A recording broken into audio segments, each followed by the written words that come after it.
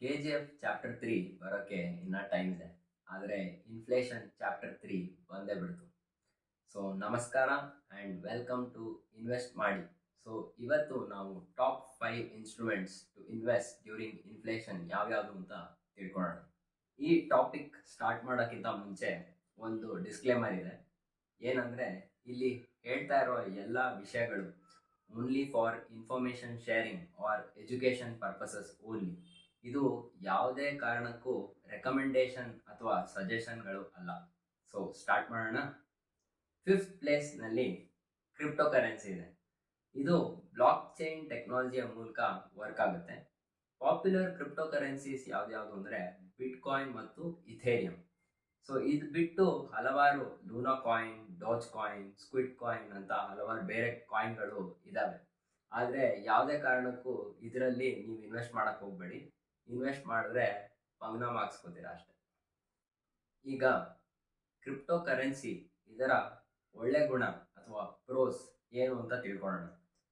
First, ಇದು limited ಸಪ್ಲೈಯಲ್ಲಿದೆ. ಅಂದರೆ number of coins throughout the world same ಆಗಿರುತ್ತೆ. ಅದರಿಂದ ಜಾಸ್ತಿ ಜನ ಪರ್ಚೇಸ್ ಮಾಡಿದ್ರೆ ಇದ್ರ ವ್ಯಾಲ್ಯೂ ಹೆಚ್ಚಾಗುತ್ತೆ.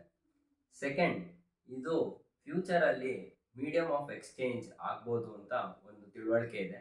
ಅಂದರೆ ನೀವು ಈಗ ಶೋರೂಮ್ಗೆ ಹೋಗಿ ಒಂದು ಕಾರ್ ಪರ್ಚೇಸ್ ಮಾಡಬೇಕು ಅಥವಾ ಪ್ರಾವಿಷನ್ ತಗೋಬೇಕು ಅಂದರೆ ಈ ಕ್ರಿಪ್ಟೋ ಕರೆನ್ಸಿಯ ಮೂಲಕ ನಿಮ್ಮ ಪೇಮೆಂಟನ್ನು ಮಾಡ್ಬೋದು ಅಂತ ಇದೆ. ಕ್ರಿಪ್ಟೋ ಕರೆನ್ಸಿಯ ಕಾನ್ ಅಥವಾ ಕೆಟ್ಟ ಗುಣಗಳು ಯಾವುದಂದರೆ ರಿಸ್ಕ್ ಮತ್ತು ವಾಲಿಟಿಲಿಟಿ. ಸೊ ರಿಸ್ಕ್ ಅಂದರೆ ಏನು? ನೀವು 2019ನ ಮುಂಚೆ ಬಿಟ್ಕಾಯಿನಲ್ಲಿ ಇನ್ವೆಸ್ಟ್ ಮಾಡ್ತಿದ್ರೆ ಈಗ ಒಳ್ಳೆ ಪ್ರಾಫಿಟ್ ಮಾಡ್ತಾ ಇದ್ರು. ಅದೇ 2020ಯ ನಂತರ ಬಿಟ್ಕಾಯಿನಲ್ಲಿ ನೀವು ಇನ್ವೆಸ್ಟ್ ಮಾಡಿದರೆ ಗೋವಿಂದ. ಯಾಕೆ ಅಂದರೆ ಈಗಾಗಲೇ ಬಿಟ್ಕಾಯಿನಿನ ಬೆಲೆ $60,000 $18,000 ಬಿದ್ದೋಗಿದೆ. ಸೊ ನೀವು ಕರೋಡ್ಪತಿನೂ ಆಗ್ಬೋದು ಅಥವಾ ರೋಡ್ಪತಿ ಕೂಡ ಆಗ್ಬೋದು. ಆ ಥರ ರಿಸ್ಕ್ ಇದೆ ಈ ಇನ್ವೆಸ್ಟ್ಮೆಂಟಲ್ಲಿ. Next, volatility. ವಾಲಿಟಿಲಿಟಿ ಅಂದರೆ ಏರುಪೇರು ಅಥವಾ ಫ್ಲಕ್ಚುಯೇಷನ್ ಅಂತ ಹೇಳ್ತೀವಿ. ಸೊ ಕ್ರಿಪ್ಟೋ ಕರೆನ್ಸಿಯಲ್ಲಿ ಒಂದಿನ 10% ಮೇಲೆ ಹೋದರೆ ಇನ್ನೊಂದು ದಿನ 20% ಕೆಳಗೆ ಬಿದ್ದೋಗುತ್ತೆ. ಸೊ ಅದಕ್ಕೆ ಇದನ್ನು ವಾಲಿಟಿಲಿಟಿ ಅಂತ ಹೇಳ್ತೀವಿ. ಹಾಗಾದರೆ ಎಷ್ಟು ಇನ್ವೆಸ್ಟ್ ಮಾಡ್ಬೋದು ನಾವು?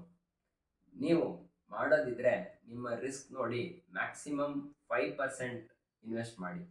ಆದರೆ ಒಂದು ವಿಷಯ, ನೀವು ಎಷ್ಟೇ ಅಮೌಂಟ್ ಕಳ್ಕೊಂಡ್ರೂ ನಿಮ್ಗೆ ಯಾವುದೇ ತೊಂದರೆ ಆಗಲ್ವೋ ಆ ಅಮೌಂಟ್ ಮಾತ್ರ ಇದರಲ್ಲಿ ಇನ್ವೆಸ್ಟ್ ಮಾಡಿ.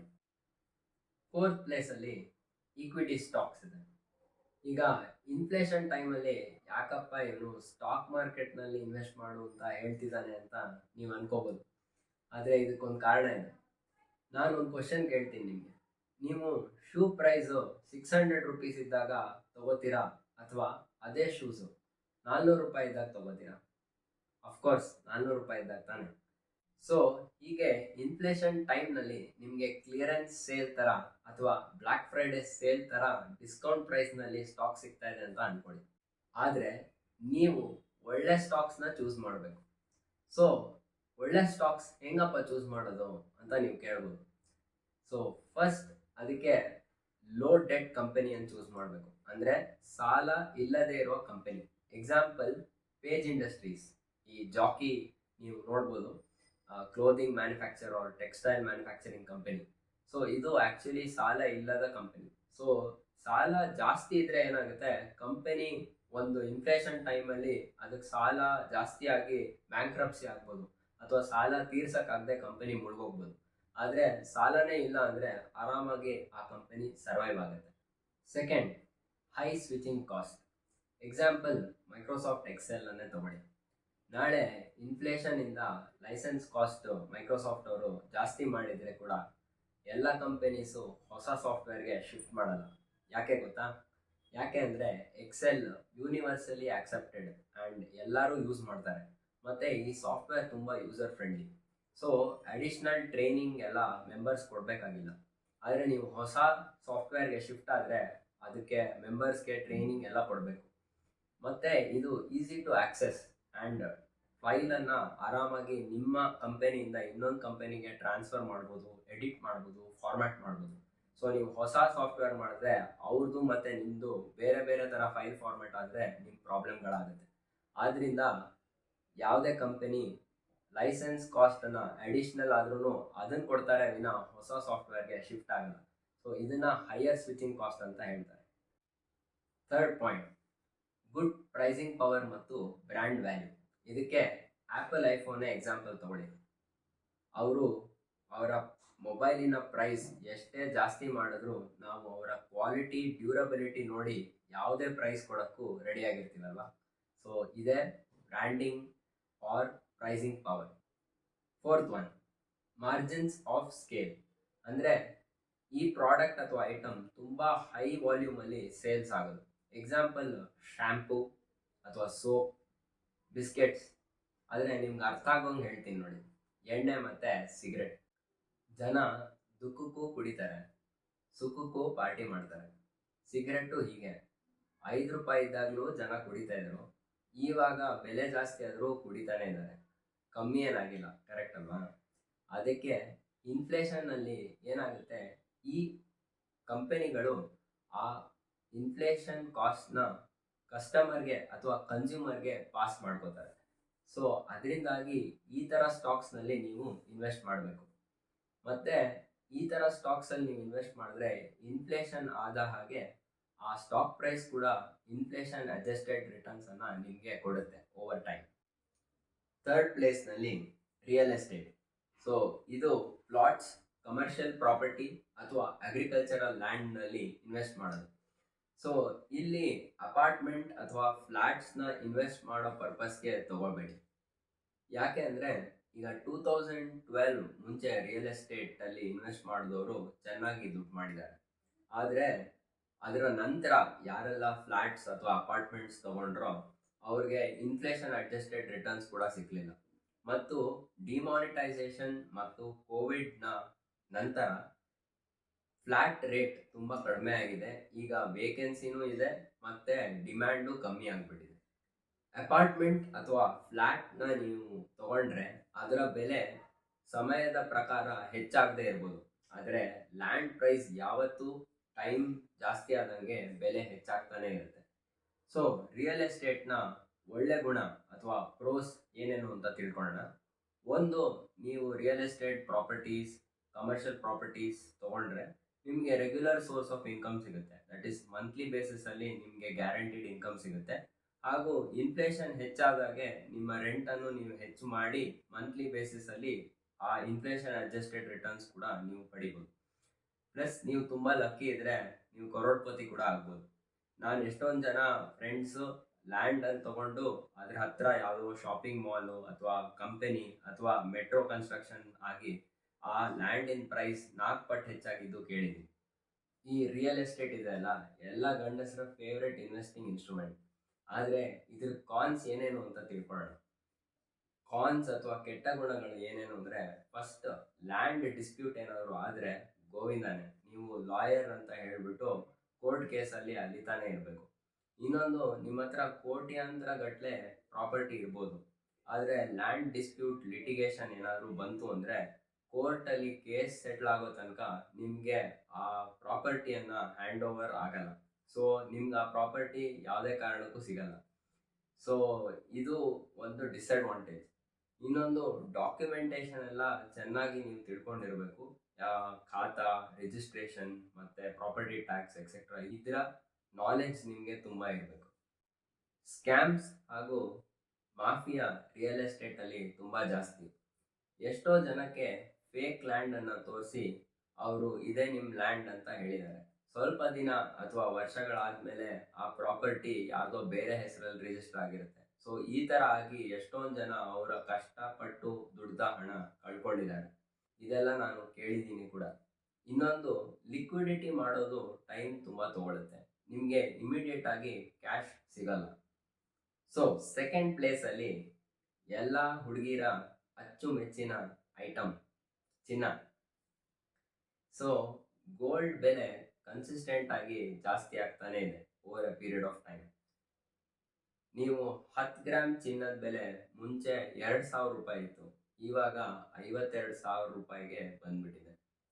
ಸೊ ಗೋಲ್ಡಿನ ಒಳ್ಳೆ ಗುಣಗಳು ಅಥವಾ ಪ್ರೋಸ್ ಏನೇನು ಅಂತ ತಿಳ್ಕೊಳ್ಳೋಣ.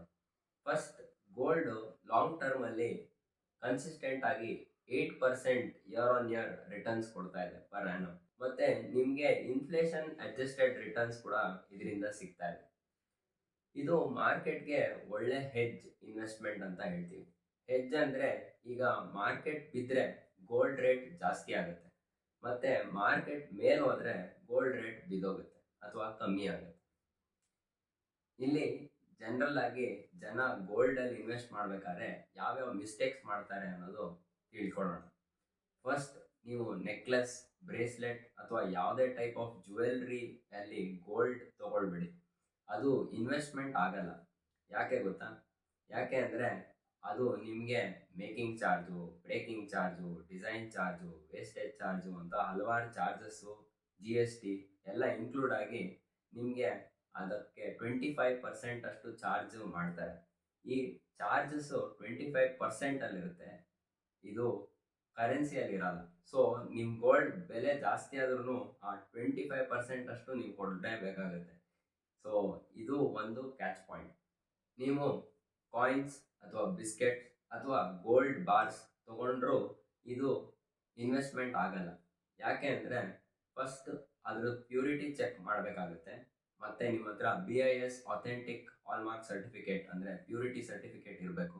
ಅದಿದ್ದರೂ ಕೂಡ ನೀವು ಅದನ್ನು ಶಾಪ್ಗೆ ಕೊಟ್ಟರೆ ಅವರು ಪ್ಯೂರಿಟಿ ಚೆಕ್, ಮೆಲ್ಟಿಂಗ್ ಚಾರ್ಜಸ್ ಮತ್ತು ಅದಕ್ಕೆ ಅಪ್ಲಿಕೇಬಲ್ GST ಅದು 3% ಇದು ಚಾರ್ಜ್ ಮಾಡೇ ಮಾಡ್ತಾರೆ. ಸೊ ಇದರಲ್ಲೂ ನಿಮಗೆ ಲಾಸ್ ಆಗುತ್ತೆ. ಮತ್ತು ಫಿಸಿಕಲ್ ಗೋಲ್ಡನ್ನು ಸ್ಟೋರ್ ಮಾಡೋಕ್ಕೆ ಅಥವಾ ಮೇಂಟೈನ್ ಮಾಡೋಕ್ಕೆ ಸೆಕ್ಯೂರಿಟಿ ಮತ್ತು ಲಾಕರ್ ಚಾರ್ಜಸ್ಸು ಬೇಕಾಗುತ್ತೆ. ಇದರಲ್ಲೂ ಸಹ ಸ್ವಲ್ಪ ಲಿಕ್ವಿಡಿಟಿ ಇಶ್ಯೂಸ್ ಇದೆ. ಮತ್ತು ಎಷ್ಟೋ ಲೋಕಲ್ ಜ್ಯುವೆಲ್ರಿ ಸ್ಟೋರ್ಸ್ಗಳು ನೀವು ಗೋಲ್ಡನ್ನು ಹಣಕ್ಕೆ ಎಕ್ಸ್ಚೇಂಜ್ ಮಾಡಬೇಕು ಎಮರ್ಜೆನ್ಸಿಯಲ್ಲಿ ಅಂದರೆ ಚೆನ್ನಾಗಿ ಮೋಸ ಮಾಡ್ತಾರೆ. ಸೊ ಇನ್ನೊಂದು ಪಾಯಿಂಟ್ ಇದೆ, ನೀವು ಗೋಲ್ಡ್ ತಗೊಳ್ಳೋಕ್ಕೆ ಯಾವುದಾದ್ರೂ ಜ್ಯುವೆಲ್ರಿ ಸ್ಟೋರ್ಗೆ ಹೋದರೆ ಅವರು ಇದು ಒಳ್ಳೆ ಸ್ಕೀಮ್ ಇದೆ, ಇಲ್ಲಿ ನೀವು ಎಷ್ಟೊಂದು ಪ್ಲ್ಯಾನ್ಗಳಿದೆ, ಇದರ ಮೂಲಕ ನಿಮಗೆ ಗೋಲ್ಡಲ್ಲಿ ಫ್ಯೂಚರಲ್ಲಿ ಇನ್ವೆಸ್ಟ್ ಮಾಡ್ಬೋದು ಅಂತ ಅವರು ನಿಮ್ಮ ಹತ್ರ ಎಷ್ಟೊಂದು ಪ್ಲ್ಯಾನ್ಸ್ ಹೇಳ್ಬೋದು. ಆವಾಗ ಒಂದು ಕೆಲಸ ಮಾಡಿ, ನೀವು ನಿಮ್ಮ ವ್ಯಾಲೆಟ್ಟು, ಚೆಕ್ ಬುಕ್ ಎಲ್ಲ ತೊಗೊಂಡು ಅಲ್ಲಿಂದ ಅಬೇಸಾಗ್ಬಿಡಿ ಅಥವಾ ಪರಾರಿ ಆಗಿಬಿಡಿ. ಯಾಕೆ ಅಂದರೆ ಈ ಥರ ಪ್ಲ್ಯಾನ್ಗಳಿಂದ ನಿಮ್ಗಂತೂ ಏನೂ ಲಾಭ ಆಗಲ್ಲ, ಅವ್ರಿಗಂತೂ ಒಳ್ಳೆ ಲಾಭ ಆಗುತ್ತೆ. ಇದೆಲ್ಲ ಯಾಕೆ ಹೇಳ್ತಾ ಇದ್ದೀನಿ ಅಂದರೆ ಎಷ್ಟೊಂದು ಜನ ಈ ಥರ ತಿಳುವಳಿಕೆ ಇಲ್ಲದೆ ಈಗಲೂ ಇನ್ವೆಸ್ಟ್ಮೆಂಟ್ ಮಾಡ್ತಾ ಇದ್ದೀನಿ ಅಂತ ತಪ್ಪಾಗಿ ತಿಳ್ಕೊಂಡಿದ್ದಾರೆ. ಅದಕ್ಕೋಸ್ಕರ ಕ್ಲಾರಿಟಿ ಕೊಡ್ತಾ ಇದ್ದೀನಿ ಅಷ್ಟೇ. ಸೊ ಆಯ್ತಪ್ಪ, ಹಾಗಾದರೆ ನಾವು ಎಲ್ಲಿ ಇನ್ವೆಸ್ಟ್ ಮಾಡಬೇಕು ಅಂತ ನೀವು ಕೇಳ್ಬೋದು. ಸೊ ನೀವು ಸಾವರಿನ್ ಗೋಲ್ಡ್ ಬಾಂಡ್ಸ್, ಸೊ ಇದರಲ್ಲಿ ನೀವು ಇನ್ವೆಸ್ಟ್ ಮಾಡ್ಬೋದು. ಇದು ಯೂನಿಟ್ಸ್ನ ಮೂಲಕ ನಿಮಗೆ ಕೊಡ್ತಾರೆ ಆ್ಯಂಡ್ ಇದು ಇಶ್ಯೂ ಮಾಡಿರೋದು RBI ಇಂದ. ಸೊ ಇದು ಸೇಫ್ ಮತ್ತು ನಿಮಗೇನು ರಿಸ್ಕ್ ಇಲ್ಲ. ಸೊ ಇಲ್ಲಿ ನಿಮಗೆ 2.5% ಅಷ್ಟು ಇಂಟ್ರೆಸ್ಟ್ ರೇಟ್ ಪರ್ ಆ್ಯನಮ್ ಸಿಗುತ್ತೆ. ನೀವು ಎಷ್ಟು ಗೋಲ್ಡಲ್ಲಿ ಇನ್ವೆಸ್ಟ್ ಮಾಡಿರ್ತೀರೋ ಅದರಲ್ಲಿ ಗ್ಯಾರಂಟಿ 2.5% ರಿಟರ್ನ್ ಸಿಗುತ್ತೆ. ಅದು ಬಿಟ್ಟು ನಿಮಗೆ ಗೋಲ್ಡ್ ಎಷ್ಟು ಇನ್ಕ್ರೀಸ್ ಆಗಿರುತ್ತೋ ಅದ್ರ ಪರವಾಗಿ ನಿಮಗೆ ಅದರದ್ದು ಲಾಭ ಸಿಗುತ್ತೆ. ಅದು ಬಿಟ್ಟು ನೀವು ಗೋಲ್ಡ್ ETF ಅಥವಾ ಗೋಲ್ಡ್ ಮ್ಯೂಚುವಲ್ ಫಂಡ್ಸ್ನಲ್ಲೂ ಕೂಡ ಇನ್ವೆಸ್ಟ್ ಮಾಡ್ಬೋದು. ETF ಅಂದರೆ ಎಕ್ಸ್ಚೇಂಜ್ ಟ್ರೇಡೆಡ್ ಫಂಡ್ಸ್. ಇದು ಸಿಮಿಲರ್ ಟು ಮ್ಯೂಚುವಲ್ ಫಂಡ್ಸ್. ಇಲ್ಲಿ ನಿಮಗೆ ಗೋಲ್ಡ್ ಪ್ರೈಸ್ ಜಾಸ್ತಿ ಆದಾಗೆ ನಿಮ್ಮ NAV ಅಥವಾ ನೆಟ್ ಅಸೆಟ್ ವ್ಯಾಲ್ಯೂ ಜಾಸ್ತಿ ಆಗ್ತಾ ಇರುತ್ತೆ. ಸೊ ನೀವು ಗೋಲ್ಡ್ನಲ್ಲಿ ಎಷ್ಟು ಇನ್ವೆಸ್ಟ್ ಮಾಡಬೇಕು? ಸೊ ನೀವು ಗೋಲ್ಡಲ್ಲಿ 8 to 10% ಅಷ್ಟು ನೀವು ಇನ್ವೆಸ್ಟ್ ಮಾಡ್ಬೋದು. ಸೊ ಇದರಲ್ಲಿ 100 ಲೈಕ್ಸ್ ನನಗೆ ಈ ವಿಡಿಯೋಗೆ ಸಿಕ್ಕಿದ್ರೆ ನಾನು ಸಾವರಿನ್ ಗೋಲ್ಡ್ ಬಾಂಡ್ಸ್ ಮತ್ತು ಗೋಲ್ಡ್ ETF ಅಥವಾ ಗೋಲ್ಡ್ ಮ್ಯೂಚುವಲ್ ಫಂಡ್ಸ್ ಅಥವಾ ಡಿಜಿಟಲ್ ಗೋಲ್ಡ್ನ ಬಗ್ಗೆ ಅದರ ಪ್ರೋಸ್ ಮತ್ತು ಕಾನ್ಸ್ ಅಥವಾ ಅದರ ಒಳ್ಳೆ ಪಾಯಿಂಟ್ಸ್ ಮತ್ತು ಕೆಟ್ಟ ಪಾಯಿಂಟ್ಸ್ ಯಾವ್ದ್ಯಾವುದು ಅಂತ ಸಪ್ರೇಟ್ ಒಂದು ವಿಡಿಯೋ ಮಾಡ್ತೀನಿ. ಸೊ ನಂಬರ್ 1 ಪ್ಲೇಸಲ್ಲಿ ಇನ್ವೆಸ್ಟ್ ಇನ್ ಯೋರ್ ಸೆಲ್ಫ್. ಅಂದರೆ ವಾರನ್ ಬಫೆ ಅವರು ಹೇಳ್ತಾರೆ, ಇನ್ಫ್ಲೇಷನ್ ಟೈಮ್ನಲ್ಲಿ ಅಥವಾ ಯಾವುದೇ ಟೈಮಲ್ಲಿ ಬೆಸ್ಟ್ ಕೆಲಸ ಅಂದರೆ ನೀವು ನಿಮ್ಮಲ್ಲೇ ಇನ್ವೆಸ್ಟ್ ಮಾಡೋದು. ನಿಮಗೆ ಎಲ್ಲರೂ ಚೆನ್ನಾಗಿ ಓದೋ, ರ್ಯಾಂಕ್ ತಗೋ, ಒಳ್ಳೆ ಕಾಲೇಜ್ ಜಾಯ್ನ್ ಆಗು, ಮತ್ತು ಡಾಕ್ಟರ್ ಆಗು, ಇಂಜಿನಿಯರ್ ಆಗು, ಈ ಥರ ಒಳ್ಳೆ ಸಂಬಳ ತಗೋ ಅಂತ ಎಷ್ಟೊಂದು ಜನ ಹೇಳಿರ್ಬೇಕು ನಿಮಗೆ. ಆದರೆ ಯಾರು ನಿಮಗೆ ಖರ್ಚುಗಳನ್ನು ಕಮ್ಮಿ ಮಾಡು ಮತ್ತು ಬಜೆಟ್ನ ಪ್ಲ್ಯಾನ್ ಮಾಡಿ ಹಿಡ್ಕೊ, ಆ ಬಜೆಟ್ಗಿಂತ ಜಾಸ್ತಿ ಖರ್ಚನ್ನು ಮಾಡಬೇಡ. ಹಣನ ಇನ್ವೆಸ್ಟ್ ಮಾಡು, ಇಲ್ಲಿ ಇನ್ವೆಸ್ಟ್ ಮಾಡು, ಇಷ್ಟಿಷ್ಟು ಇನ್ವೆಸ್ಟ್ ಮಾಡು ಅಂತ ಯಾರು ನಿಮ್ಗೆ ಹೇಳಿದಾರಾ? ಸೊ ಇನ್ವೆಸ್ಟ್ಮೆಂಟ್ ನೀವು ಎಷ್ಟು ಬೇಗ ಸ್ಟಾರ್ಟ್ ಮಾಡ್ತೀರೋ ಅಷ್ಟೇ ಅಡ್ವಾಂಟೇಜ್, ಮತ್ತು ನಿಮಗೆ ಅದನ್ನು ಕಾಂಪೌಂಡ್ ಮಾಡೋಕ್ಕೆ ತುಂಬ ಹೆಲ್ಪ್ ಆಗುತ್ತೆ.